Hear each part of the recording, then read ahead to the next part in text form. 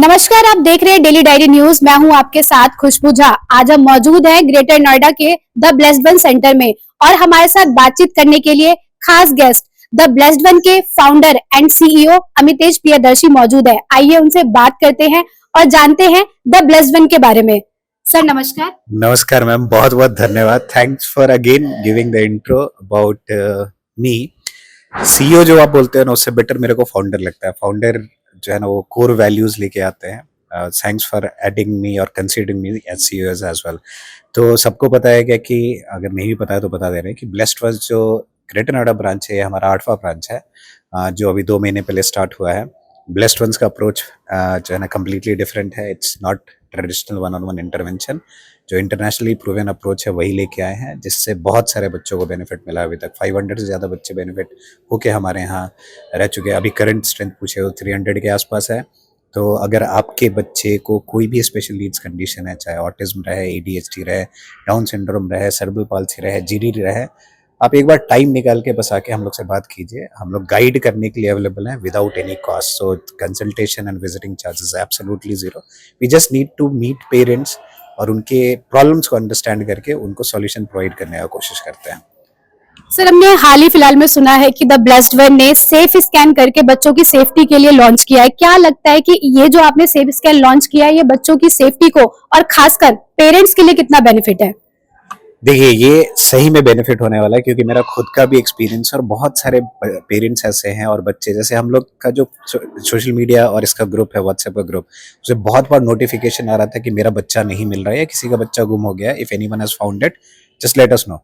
तो लोग क्या कर रहे थे कि अपने एरिया में ढूंढ रहे थे, जबकि बच्चा 30 किलोमीटर दूर किसी और पुलिस स्टेशन में बैठा हुआ है। और बिकॉज बच्चा इज जो है वो नॉन वर्बल है और उसके पास कोई भी ऐसा डिवाइस नहीं था जिसके बेसिस पे कोई ट्रैक कर पाए। बिकॉज जब इनको भागना रहता है बिकॉज ऑफ XYZ इश्यूज, वो ऐसे ही निकल लेते हैं। तो कुछ ऐसा चाहिए था जो उनके क्लोथ्स के साथ अटैच हो जाए और इसमें उनको कुछ अलग से वेयर भी नहीं करना पड़ता है। तो सेंसरी इश्यूज को कंसीडर करते हुए ये QR आयरन स्टिकर डिजाइन किया, जो उनका फेवरेट क्लोथ है उस पर लगाइए।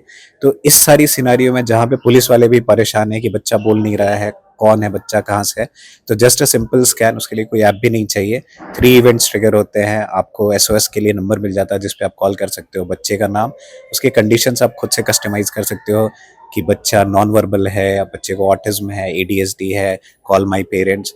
And last but not least, आपको व्हाट्सएप पे नोटिफिकेशन अलर्ट भी आ जाता है साइलेंटली और आपको लोकेशन पता चल जाता है जो आपके डैशबोर्ड पे दिखता है कि बच्चे का सेफ स्कैन कहाँ से स्कैन किया गया है। तो definitely it is going to help. और अभी बताते हैं ना, कल हमारे पास एक नया ऑर्डर आया है जो अपने बच्चे के लिए नहीं किए हैं, जो अपने पेरेंट के लिए किए हैं, क्योंकि उनके डैड डिमेंशिया वाले हैं। तो वहां पे भी ये हेल्प करेगा। तो बहुत सारे यूज केसेस है and definitely I am looking forward to it, that's going to help. हम सभी जानते हैं जो बच्चे होते हैं वो सेम कपड़े नहीं पहनते, तो क्या ये सेफ स्कैन सभी क्लॉथ्स के लिए है या पर्टिकुलर एक क्लॉथ्स पे है? नहीं, देखिए, अभी यहाँ पे सेग्रीगेशन जरूरी है। आपको भी पता है कि बच्चा क्या पहन के बाहर जा रहा है वर्सेस बच्चा क्या पहन के घर पे है। तो उसके आउटसाइड वाले जो क्लोथ्स हैं उसके लिए हम रिकमेंड करते हैं कि उस पे आप सेफ स्कैन का जो स्टिकर है वो QR स्टिक करो, और इसलिए 5 के सेट में देते हैं।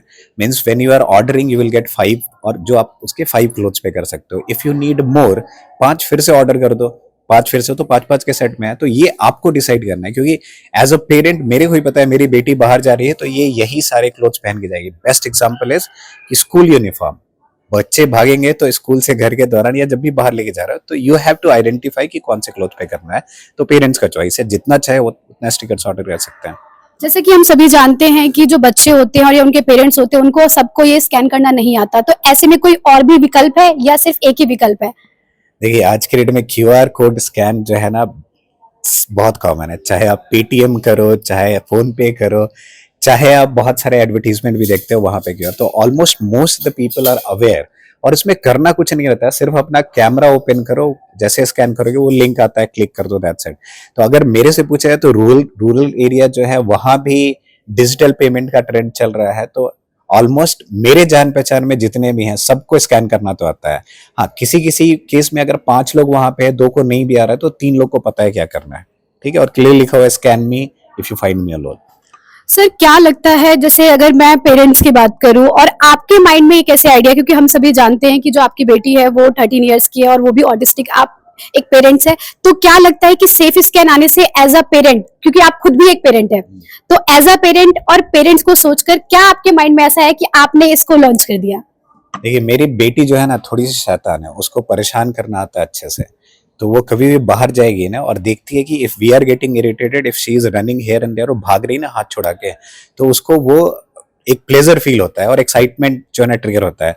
तो हम वही सोचे कि मान लीजिए हाथ छुड़ा के कहीं निकल गई और हम लोग के नजर से गायब हो गई, तो उस केस में कुछ ना कुछ ऐसा होना चाहिए। अब वो बोल नहीं रही है तो कोई तो आइडेंटिफाई करके हम लोग को इन्फॉर्म करे कि we have found your child.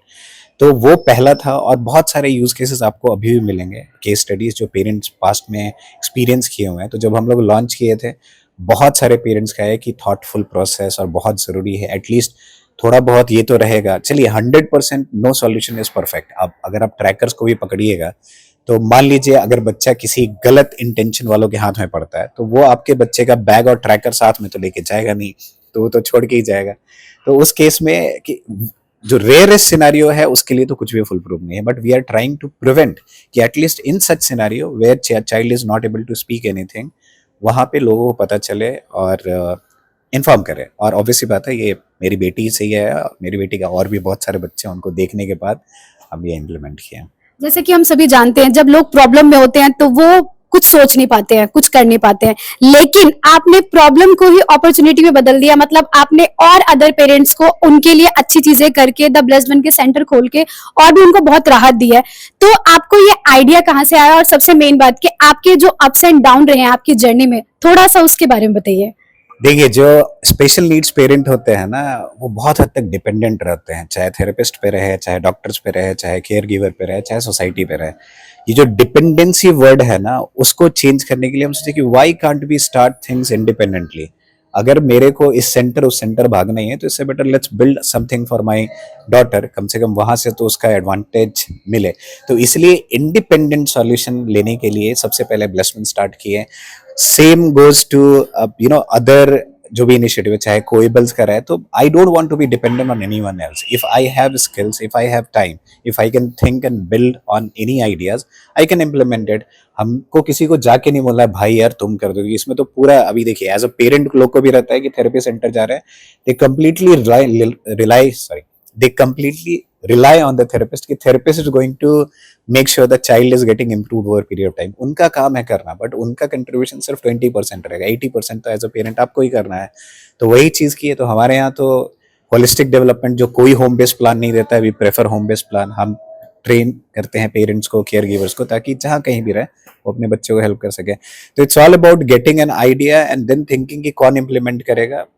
You can go ahead and implement, at least start with it. कोई ना कोई तो साथ देने वाले मिले जाएंगे जो आपका हेल्प करेंगे। तो भविष्य में और क्या क्या आपके प्लान्स है, और ब्लेस्ड वन को आप कहाँ तक ले जाने वाले हैं, और क्या क्या हमें नया देखने को मिलेगा? मैम देखिए, इट्स डिमांड वर्सेस सप्लाई। तो जहां भी लोगों को जरूरत है ब्लेस्ड वन से के लिए या फिर कोएबल्स के लिए, we are going to be there. Safe scan भी नीड के बेसिस पे हुआ था, तो और भी कुछ सिनारियोज ऐसे आते हैं जहाँ पे हमारी जरूरत है, we will definitely work towards the idea. अगर आप देखें तो हमारा एक रेसिडेंशियल जो बोर्डिंग स्कूल का प्रोजेक्ट है वो भी चल रहा है पुणे में, कामशेत में, जिसका नाम है आरम। पटना ब्रांच जो है वो इस मंथ ही लॉन्च होने वाला है, क्योंकि पटना से ही बहुत रिक्वायरमेंट था।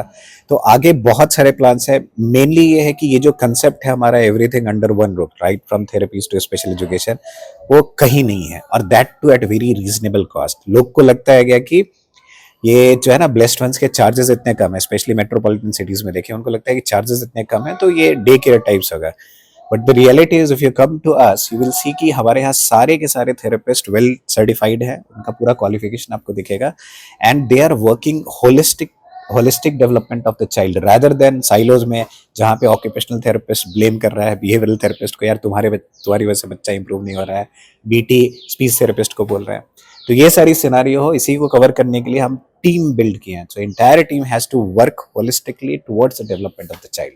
किस सेंटर से आपकी शुरुआत हुई है, थोड़ा सा ये भी बता दीजिए, और अब तक आपके जो 8 सेंटर रह चुके हैं उनके नाम थोड़े से बता दीजिए। देखिए सारे सेंटर का नाम तो द ब्लेस्ड वंस ही है। पहला ब्रांच जो है ना वो स्टार्ट हुआ था पुणे से 2022 में, जून 2022 में, जो ब्लेस्ड वंस फाउंडेशन के अंदर था। उसके 6 महीने बाद दूसरा स्टार्ट हुआ था वॉकेड में, देन उसके 6 महीने बाद स्टार्ट हुआ लोहेगांव में, then we have started in Hinjewadi, उसके बाद फिर रिक्वायरमेंट आया है पुणे के बाहर का, क्योंकि बहुत सारे पेरेंट्स नागपुर से पुणे आके थेरेपीज ले रहे थे या मुंबई से पुणे आ रहे थे, रिलोकेट हो रहे थे.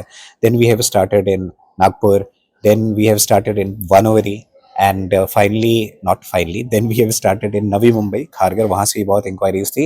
एंड देन वी थॉट कि चलो नॉर्थ में चलते हैं, क्योंकि यहाँ से भी बहुत सारे रिक्वेस्ट थे कि सर देखिए, आप हमारा सोशल मीडिया हैंडल देखिए, अब डीएम्स आते रहते हैं कि सर इधर स्टार्ट करो, उधर स्टार्ट करो, और वो हम लोग ऑब्जर्व करते ही कहा है. अभी भी देखा जाए तो पटना भी डिमांड के बेसिस पे वहाँ पे जा रहे हैं.